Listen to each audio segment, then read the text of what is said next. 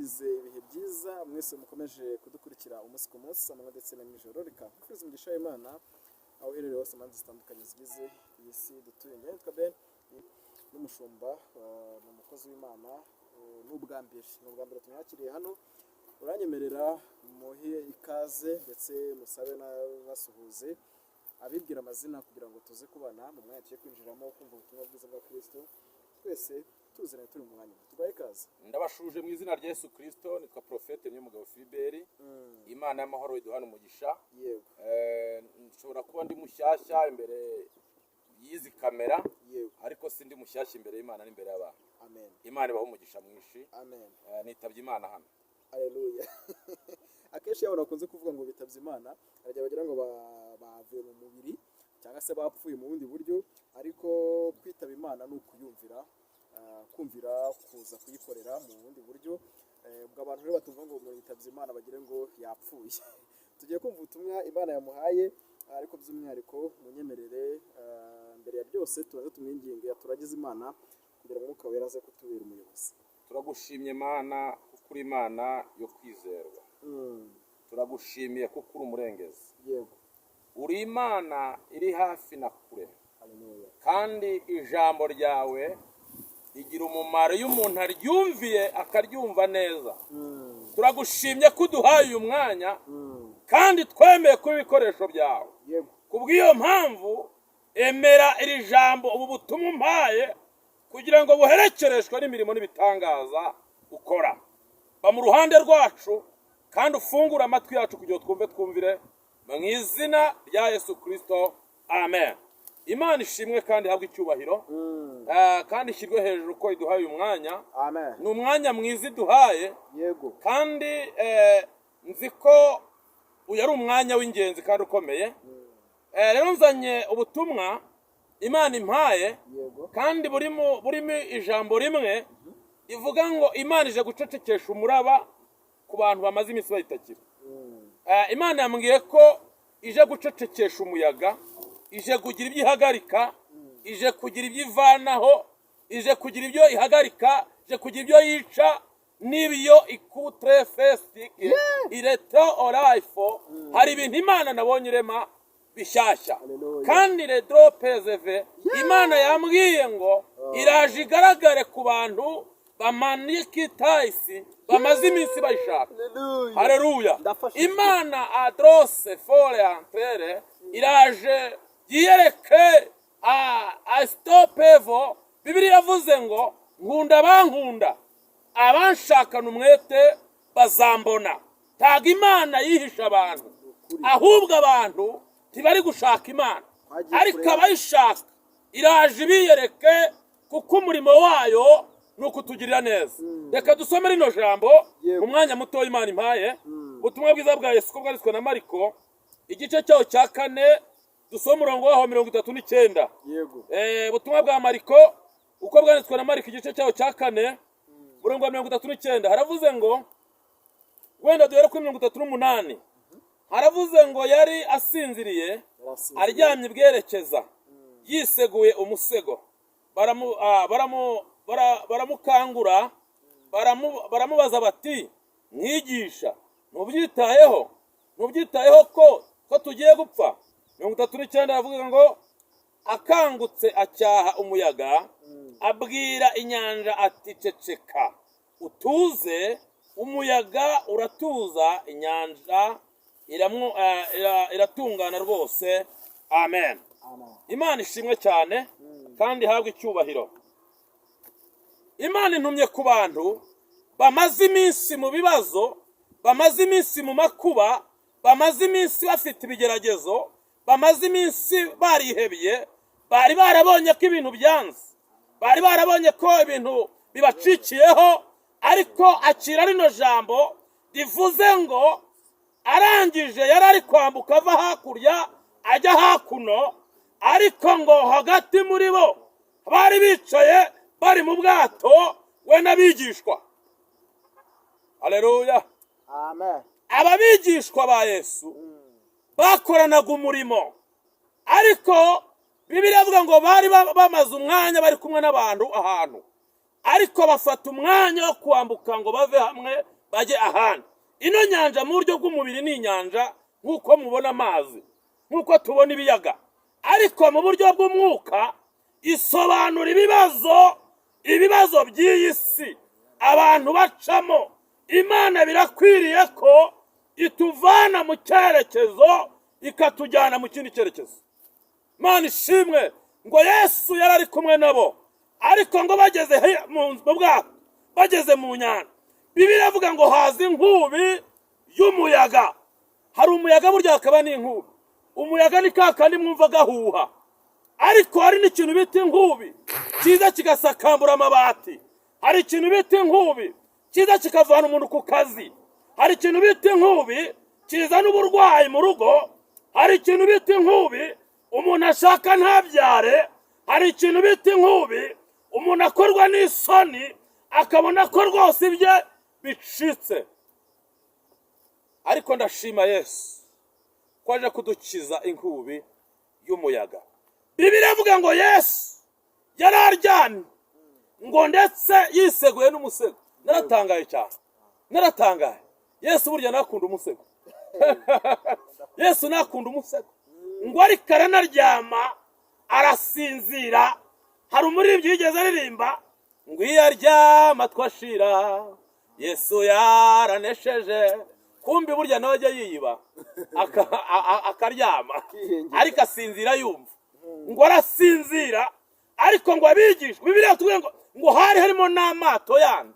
Ariko ndashima Imana nuko ibibazo byaje, ariko byatwaye andi mato, ayacu ntibyayatwara. Ibyo nabyo nibyo gushimirwa. Nubwo ubukene bwaje ntacyo bwagutwaye, nubwo amakuba yaje, nubwo ubushomeri bwaje, nubwo bakuvuze, ariko ntacyo byagutwaye. Haracyariho Yesu mu bwato bwawe. Ngo arangije, Bibiliya tubwiye ngo arangije ngo abigishwa babonye bibyanze. Njya ngaya abantu ko abantu bajya bashaka kwirwanirira, ariko babona kuri finale bakaba ariho batakira Yesu. Aba bigishwa baragerageje ntako batagize, ariko kuri finale babonye byanze, babonye bibananiye, babwira Yesu ngo Yesu. Baramukomanga. Imana yambwiye ngo mbwira abantu bagoruka kuri Yesu, bongere bamukomange. Batewe n'ibibazo, baterwa n'amakuba, ariko ntibigeze batakira Yesu. Abantu bamaze iminsi birwanirira, ariko igihe kirageze ngo bongere. Haleluya, haleluya. Bongere barwanirirwe na Yesu. Ongera ukangure Yesu, ongera ukangure Yesu. Mu bibazo urimo, mu makuba urimo, mu burwayi ufite, mu bibazo ufite, kangura Yesu. Bantu bakuvuyeho, bantu baragutaye, bakubwiye ko ibyawe byarangiye. Wa mukobwa we, kangura Yesu. Wa mugabo we, kangura Yesu. Uri cyiciro cyose, kangura Yesu. Afite umugambi wo kukwitaba, wo kugirira neza. Imana ishimwe. Ngo bakangura Yesu, ngo Yesu abyutse. Cyazana ngo Yesu abyuke mu kibazo cyawe. Cyazana ngo Yesu abyuke mu mibereho yawe. Cyazana ngo Yesu abyuke agira ijambo mu magambo yose bakuvuze. Hakeneyemo ijambo rya Yesu. Sinitaye ku mugabane waba uriho, sinitaye mu gihugu urimo, sinitaye uko umeze, sinitaye ku mashuri wize, sinitaye ku byo utunze, ariko Yesu nubwo yarasinziriye aravuze ngo mukangure. Ongera ukangure Yesu, ongera ukangure Imana, ongera usenge nanone, ongera ubaza Imana, ongera utabaza Imana mu makuba yawe, mu bikugerageza. Tabara Imana, tabaza Imana iragutabara. Niko yabwiye Yeremiya muri 33 iramubwira ngo redropa ya shaizo, tabaza ndagutabara, nkwereke ibikomeye biruhije wowe utabasha kumenya. Iyo utabaje Imana ntabwo ikureka gutyo gusa. Hera stopa ya sharante. Imana ibasha kugira ibyirema, ikabikora, ikabisohoza ku muntu, ikamugirira neza. Tabaza Imana wa mugabo we, wikwiringira imbaraga zawe. tabaza Imana mu bwato bw'agakiza urimo, tabaza Imana mu nzira urimo, tabaza Imana mu ndege aho uri, tabaza Imana muri iyo modoka yawe utwaye, tabaza Imana muri bisi aho uri, tabaza Imana mu nzira uri kunyuramo. Wa mushumba tabaza Imana, ongera uyoboze Imana inzira, ongera uyibaze icyo wakora muri ibi bibazo ufite. Wa mubyeyi we, ongera ubaze Imana mu rugo rwawe, uwo muraba waje iwawe, ongera ubaze Yesu, mubaze ko akiri kumwe nawe. Bibiliya yatubwiye ngo arangije adrasomerefe hera dobike praya shandome, ngo arangije ngo Yesu arabyuka. Yesu abyuke mu byaha. Yesu abri edone fo aredibi wiri sirida, abyuke de befosi, abyuke mu byawe. Ngo abyuse. Ndashima Yesu ko ufite amavuta ntago uvuga menshi. Ngo Yesu abyuta avuga ijambo ritoye ariko ririmo imbaraga. Ngo aravuga ngo wanyanja we, ndagutegetse. Akoresha authority, ndagutegetse hagarara. Imana ikoresha itegeko mu bibazo byawe, sinitaye ukumeze. Nabonye umuntu wari ararwarembye, ariko ngiye kubona mbona Yesu amukozeho, mbona aramuhagurukije.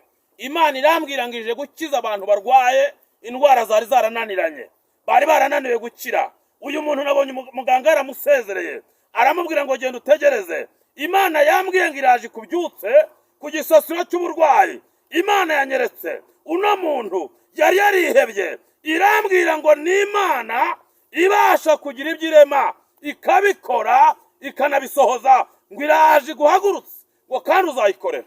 Imana ishimwe. Ngo arangije ababigishwa, Yesu ngo abyuse, ategeka inyanja, Yesu ategeka ibibazo, Yesu ategeka amakuba, Yesu ategeka ibiguhiga, Yesu ategeka ibikugerageza. Yesu nakugarukeho, Yesu navugane n'ikibazo cyawe. Niko ijambo ryambwiye, riravuga ngo nuko ngo Imana ivugana n'umusozi uri imbere ya Zerubabeli, ngo iramubwira ngo mbese wiyita iki imbere y'umugaragu wanjye Zerubabeli? Zaguhindura ikibaya. Imana igiye kugira ibyo ihindura, Imana igiye kugira ibyo icyaha. Imana hari ibyo ivanye imbere yawe, Imana ikuye ibisitaza, Imana ikuye amakuba. Imana yakurwaniriye, warirwaniye biranga, ariko izere Yesu. Yesu mutakire, mutabaze. Yesu aragusaba ikintu kimwe gusa, muhamagare, arakumvira. Anaweza yote, anaweza yote, ashobora byose we, ashobora byose.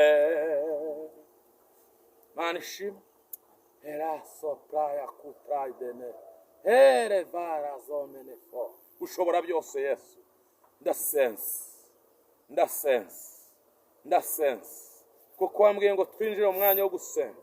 Umuntu wese ahari, aho ari, ntitaye ahantu umuntu wese ari, unyumva, uwumvira ijambo, waravuze ngo uryumva akaryumvira ngo rizamugira umumaro. Jambo rye ni inkota, jambo rye ni inkota, jambo rye ni ubuzima, jambo rye ni isinzi, jambo rye ni imibereho, jambo rye ni inkomezi, jambo rye rirarema. Mu izina rya Yesu ndafata mpiri migambi yose teza uburwayi, myuka y'amakuba, biteza impanuka, ndavanishaho mwuka w'abadayimoni byateye abantu bumuga. Uyu mwuka ndawunanije mu izina rya Yesu. Myuka za karande, bafashwe na karande, abakoze bagahomba, aba bahora birukanwa mu kazi, aba bafashwe n'ubusinzi, aba batwaye n'ibiyobyabwenge, mu izina rya Yesu. Uyu mwuka, aya makuba, aba bacitse intege bagasubira inyuma, ndasenze mu bubasha mpabwa n'Imana. Ndatura kugira neza, ndatura ubuzima, ndatura insinzi. Nibabohoke. Uyu muntu urwaye wanyeretse, ndamubohoje, nagira ubuzima, nagira insinzi. Iyi myuka y'abadayimoni, iyi myuka za nyabingi, iyi myuka y'abakonikoni, iyi myuka y'abarozi, izi mbaraga z'ikuzimu, iyi migambi yamunanije, ibituma adatera imbere, ajya gukora agahomba, ndasenze mu izina rya Yesu. nirukanye umwuka